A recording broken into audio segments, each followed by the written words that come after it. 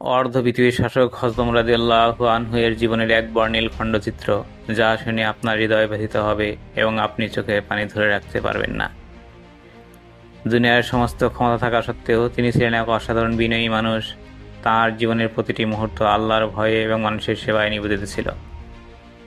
ঈদের আগের দিন হযরত রাদিয়াল্লাহু আনহু এর স্ত্রী স্নেহভরা কণ্ঠে তার স্বামীকে বললেন, আমাদের জন্য ঈদের নতুন কাপড় না হলেও চলবে, তবে ছোট্ট শিশুটি ঈদের কাপড়ের জন্য কাঁদছে। এই নির্দোষ চোখের কান্না কি কোনোভাবে থামানো যায়?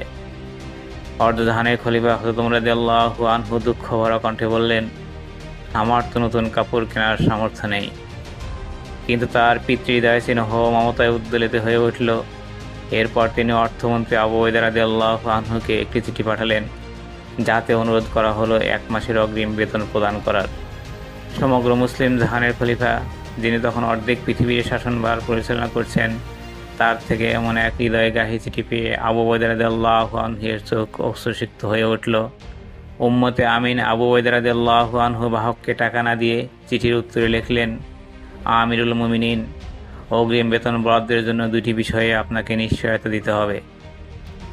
প্রথমত, আগামী মাস পর্যন্ত আপনি বেঁচে থাকবেন কিনা।